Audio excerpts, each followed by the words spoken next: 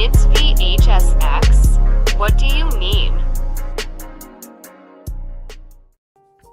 All right, everybody, welcome back to a brand new video. Today we're going to be doing a forum discussion talking about the gen rushing epidemic we've been having pretty recently. And this forum post covers pretty in-depth on how each change that the survivor side has received has allowed for the efficiency of gens to be even more effective than ever before. So I thought I wanted to kind of cover it and give my thoughts. So it's titled "Why Generator Completion Might Feel So Fast Now." It says, I've seen a number of posts talking about / complaining about gen rushing, and while I do feel that generators in games are going faster than ever before, I don't think it's down to a single factor. It's an acclamation of a lot of things that happen across the game.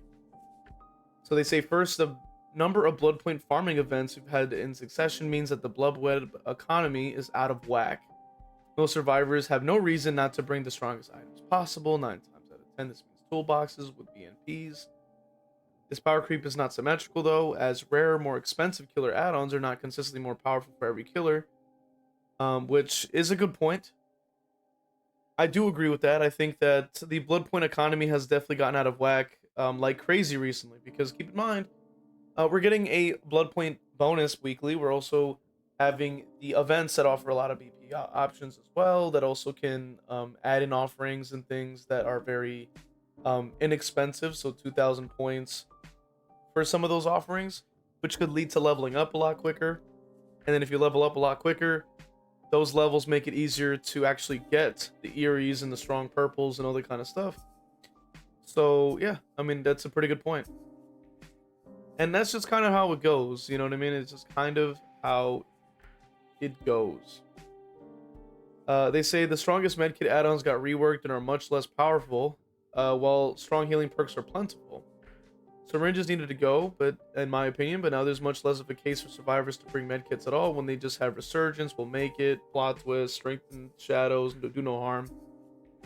This frees up an item slot for the aforementioned toolboxes, which can dramatically reduce generator completion time, while also cutting down the time survivor have to spend healing each other or themselves before getting back to their objective, which is something I've discussed previously as well. When you have like buffed up healing perks, you're reducing downtime. You also have the addition of the additional time on hooks, so that also adds to more free time to either fully heal or set up or even just do gens. There is also the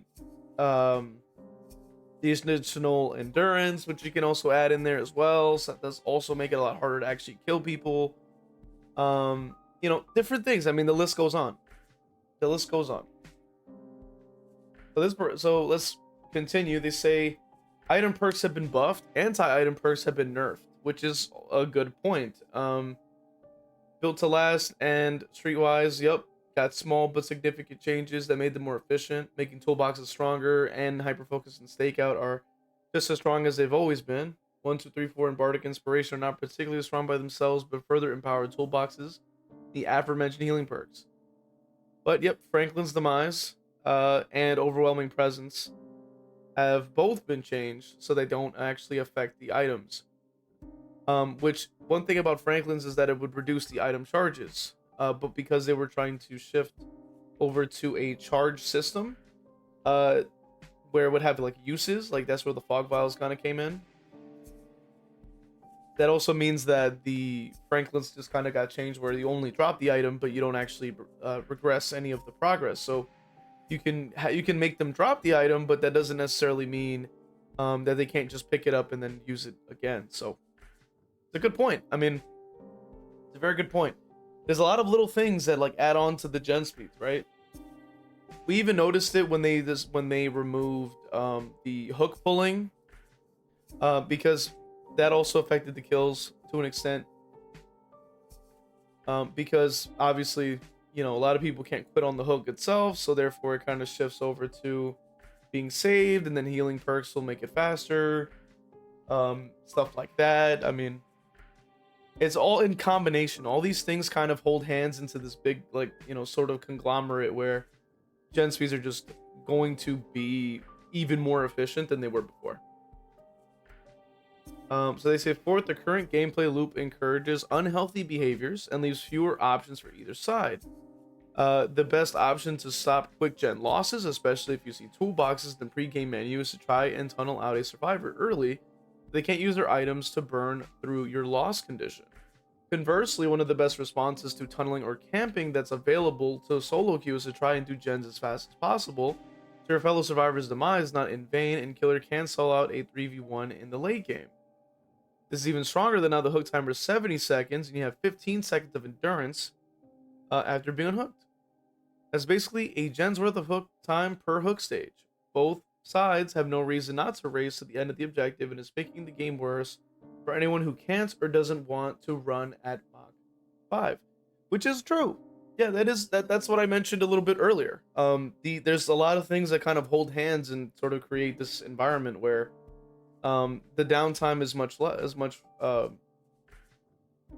quicker.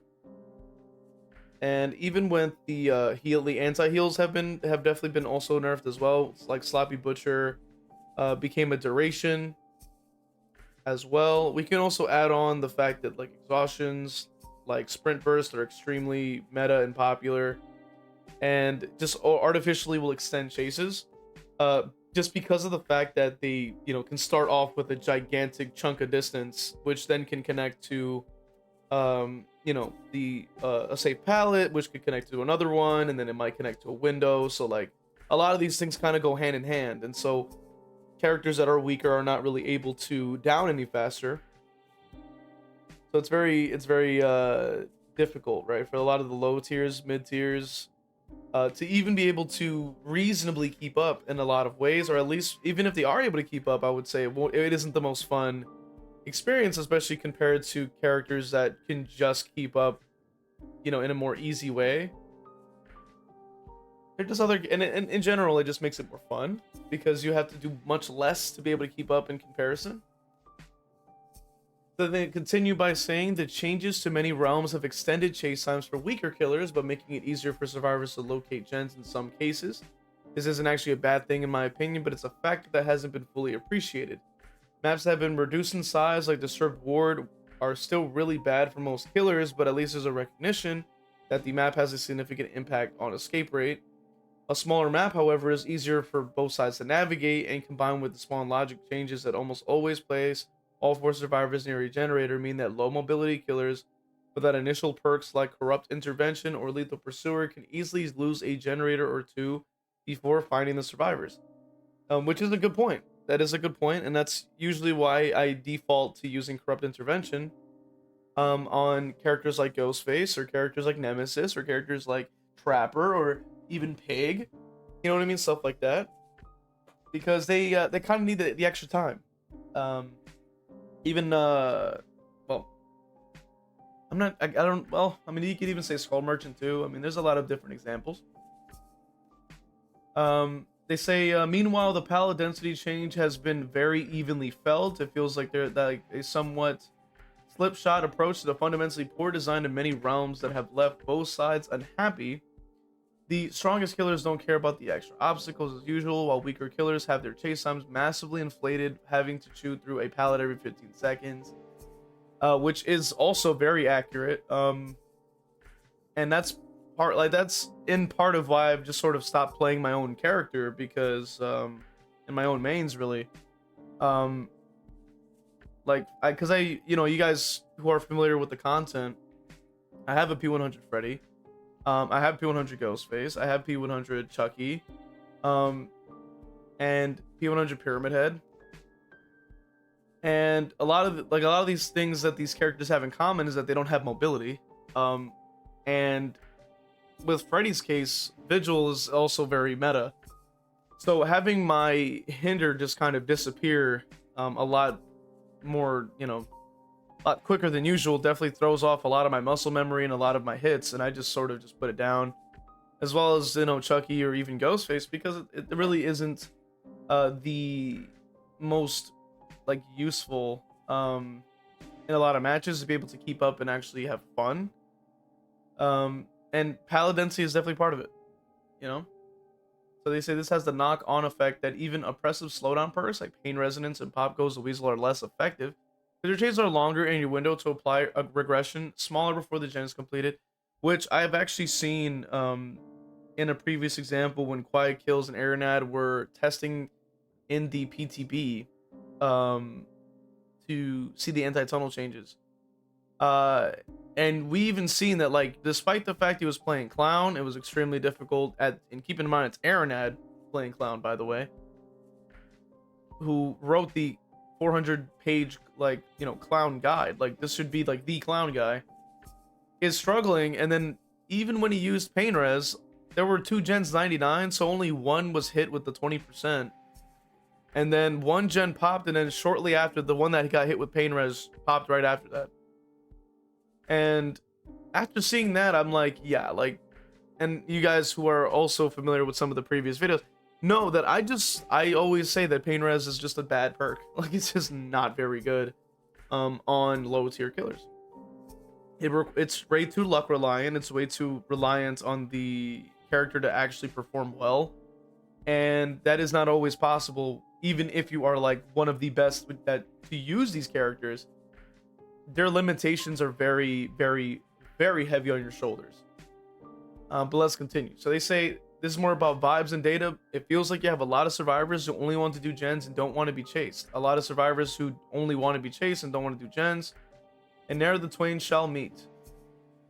If you find the first one as killer at the beginning of the trial, you're in luck because they probably don't have any chase or info perks besides deja vu. It's a coin toss where they give up or go AFK as soon as you approach them because they don't get to do their full setup to clear a generator as fast as possible. If you encounter the chase me survivor first, you'll get juiced with finesse, lie, the window of resilience as gens fly in the background thanks to uninterrupted stakeout hyper-focus combos. By the time you get it down on them or leave chases by someone else, the trial is basically over and you have nothing you can feasibly defend into endgame. This economy might be why killer games are either 0 or 3 to 4 and almost never anything in the middle. But I guess that works out at around 60%, so behavior's happy. Conversely, my survivor games also hit the 40 to 50 escape rate bracket, and this is for the same reason. The killer finds the wrong survivor at the start of the trial. What matters is whether it's the wrong survivor for them or for us. It's an interesting way to describe it. I do also agree with that. It definitely feels that way. It's definitely very vibes on this sort of particular statement, but it definitely does feel that way. It's definitely very accurate. I would say that, at least speaking from personal experience, this is what I've sort of faced, like, non-stop when playing Ghostface, non-stop with even playing pre-rework Freddy and stuff like that. And at a certain point, you just kind of put these characters down, and you're just like, I'm just not gonna play them anymore. Like, it's too exhausting. It's very draining, and I'm not having fun. So why should I continue playing a game I don't enjoy? Like, that doesn't make any damn sense. So that's why you guys are probably seeing me like on Billy now, because Billy's actually fun for me to play. So, in general, it's just more enjoyable. Let's go ahead and see what the responses are. So this person says, I'll tell you my point of view. It's normal for survivors to be much more efficient if 80% of your matches are against the strongest characters. Your hope for victory is to accelerate gen progress. Let's see. As against many killers, healing isn't the smartest choice. You have no choice but to complete gens. Which Myers, I kind of get it, but like if he hears you, that's also going to be kind of bad for you. But anyway, if 50% of your matches have a teammate tunneled hard, even in this case, your only for victory is accelerating gens. If you have this training, you'll obviously carry the mentality when you go against big or when the killer doesn't tunnel at all. Gone are the days when survivors wander around unproductively with flashlight, flashbang, buckle up for the people combo. Breaking useless totems. I do kind of understand it to an extent.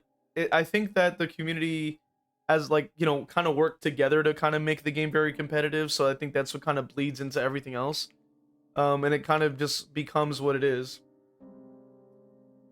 This person says, because of all the incremental changes that have stacked up, less time healing is a big one, and the anti-heal debuffs, second chances, chase extensions, hook extension. Yeah, they have more time to spend on gens because the killer earns less pressure, so they're obviously able to accomplish it. Yeah, and the game is about time management. Yeah, it is true. You are like, your time is very, very limited with killer. I've always seen it that way. I've always known it was that way. Because simply it's just true. It's you know, if you spend too long in a chase, like you're giving progress, right? Like if the chase was 10 seconds, it's 10% of the gen, or for like, and that could be multiple gens with 10%, for example. Or if the chase was 30 seconds, that's 30% of the gen, for example. So you really don't have a lot going, you know, in your favor, really.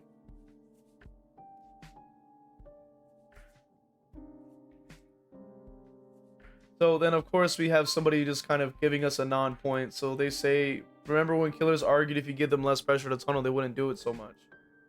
But your argument is that survivors gen rush more when you give them less pressure.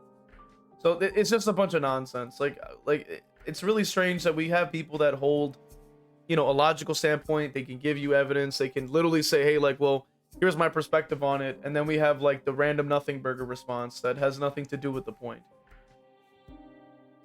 And this is pretty funny. You got the yawn, another pointless us versus them argument. Not even making the argument about anything. I'm just pointing out facts. Just want to invent an excuse to argue your arguments for no reason, which is true.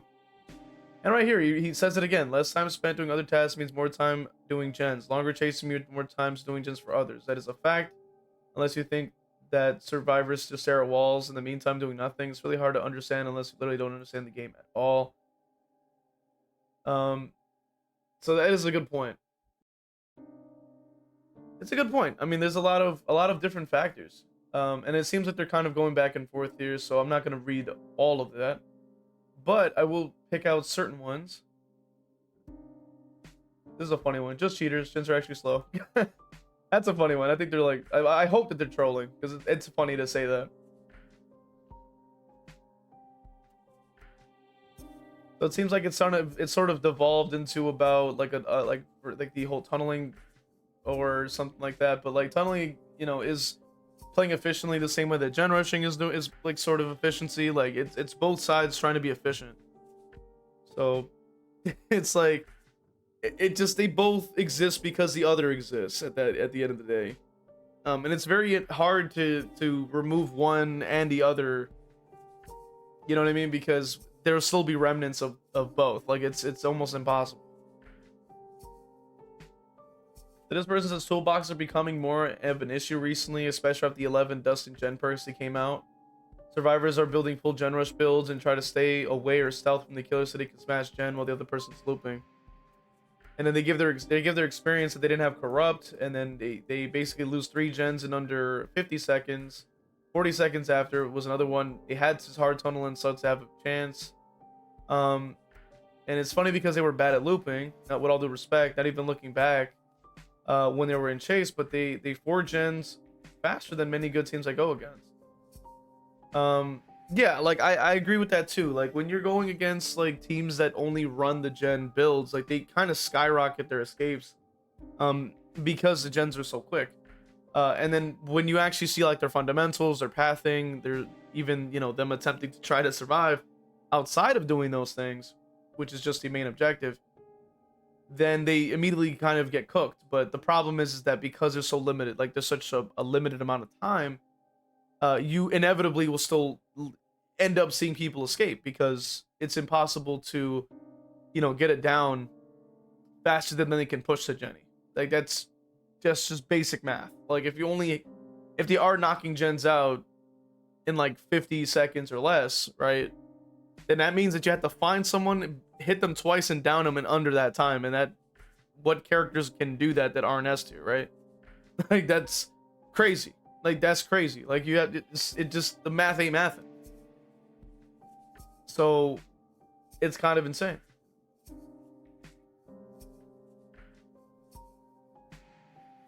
So yeah, I mean it kind of goes back and forth, it seems.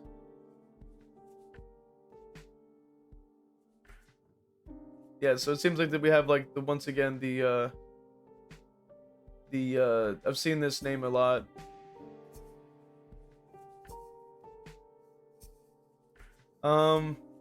I mean, just kind of skimming it, I'm pretty much just kind of seeing like the same stuff I've already seen. Because he doesn't play a lot of killers, so he usually just, or at least this individual usually just kind of bases it straight around like survivor woe was me stuff. So I'm not really gonna like engage that, you know, too heavily with the response, because it's simply just not really that important. Let's see, this person says, well, then we will go into an endless cycle where sweat from one side push sweat from the other. I was talking about becoming a blight main due to how fast gens are going since the new update. I was surprised that even Dracula, which is considered a fair although strong killer, couldn't keep up with the speed of gens. Of all items, toolboxes feels unfair because they give the most result without too much effort from the player. At least in my opinion, survivors have enough tools to deal with A to A+ being the real issue. Some very good blights, personally don't consider them a problem, but most do, and nurses. MMR solo queue creates other issues but they need to be looked at individually, not band-aid fixed. With item or perks that could be abusable by good survivors or swifts. I did an experiment with some friends, 4 toolboxes. We can get all gens done by the time the killer had 1 to 2 hooks. Especially if it was a beginner or weaker killer. We're going full meta without gen rush perks. The saddest part is that the real counter to this type is the, you know, usual strategies, especially hard tunneling, since they give a chase perks and anti-tunnel to focus on gen item needs. Yeah. Unfortunately, within the community, like, there's a lot of complaints for particular strategies and play style and all these kinds of things, but then they also engage in stuff that sort of adds to their own complaint. Like, they're complaining is a result of their own actions, unfortunately. So, you know, they're like, oh, we're only seeing blight and nurse, and you know, sometimes Kaneki, I guess. And what do these characters have in common, right? Like, we're seeing Kaneki, we're seeing blight, right? Those are high mobility characters, and these characters are high mobility because of what? The gen speeds are quick. If you pick Ghostface or you pick Skull Merchant or Trapper, they gotta literally walk everywhere. Like, they can't run, sprint, fly, teleport. No, they have to walk everywhere. So they pick that because gen speed is quick, right? But then because gen speed is quick, then people are switching to high mobility. But because high mobility is in the game and they're dying quickly, they have to put on gen speed.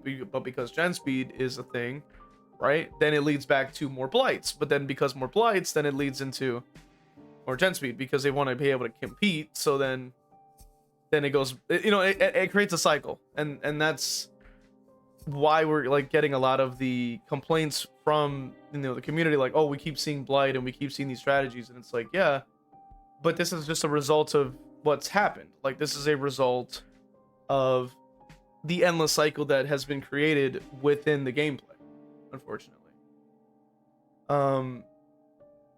And plus, like, you know, obviously there really isn't much of a solution for that. So yeah, I mean, there's probably different solutions. I've offered different solutions before in terms of how to like really address the main problem, and I said, like, why not? I can probably link it at the end, but I offered like the idea of like, why not partition these gens, kind of pull a page out of the Friday the 13th handbook, and make it so that people have to explore the map to find a part to continue preparing that generator. And then with that, then it can be a little bit more engaging, right? Because you're exploring, you're looking for things. And then on top of that, that'll also provide a bit of slowdown that doesn't, you know, have them always on the gen as well. So you have a little bit of both. Maybe you can implement, you know, elements from the Blood Moon gen thing where they can get those like those I forgot what you call them, but they like what if they had like a shelf or something, and you can pull out like a little canister thingy majiggy and fill it up with blood and then have to put it into the gen or something, and like make that a part of the gameplay. Maybe you have to like pour it in to fuel it, or like, you know, or something as well on top of the preparing it, like, you know, to fuel it and whatever, like, you know what I mean? I just thought, why not, you know, kind of add a little bit more engaging gameplay to it, because, you know, at the end of the day, like, it's so like the same gameplay loop of like, you know, fill bar and then you run to the next one, then you fill bar again, then somebody dies, and then you fill up another bar that says heal on it, and you go back to filling another bar on the gen. So I think exploring and trying to find parts and putting them into specific things, or maybe doing little tasks or other stuff can make it more engaging and more, even add a little strategy to it, and potentially you can add in other stuff to try to make it so that you're more you have more beneficial you know, bonuses or whatever have you, to spread out hooks and to try to, like, you know, explore as well to find other people and all the other stuff like that you can. But the core of it is like we want to address like that problem, right? You know, and I think it works well for both sides if done correctly. But I want to hear what you guys think about the topic at hand today. What do you think about the forum post? Do you agree or disagree with the points being made here? And consider hitting that like button, man. Maybe subscribing for more content like this, of course. And if you really want to support the channel, you can become a member on Patreon and YouTube, and you can also sub on Twitch. I'll see you guys in the next one. All right, let's go ahead and read off our members from Patreon: Pro King 101, YouTube members: Cargan Falcon, Evil Blade, Cap Courteous, WTF You're Not JLo, Evil Peach, Cozy Bozy, Theo Endire, Dole Whip, Noxus, Zero Mocker, Jack, Christian, and Crow Vader. And for the Twitch, we have Final Girl Bunny, Leona Art, Zazabu, Evil Blade, Danica, Crow Vader, Cake is a Road, Zeneron, Ginsburg, Mr. Morik, Kevin, Zero Mocker, Ashai Boo, and Gryffindor. Appreciate you guys supporting. Really means a lot. If you want to become a member, you can go ahead and join through Patreon or YouTube members, or even sub on Twitch. See you guys in the next one.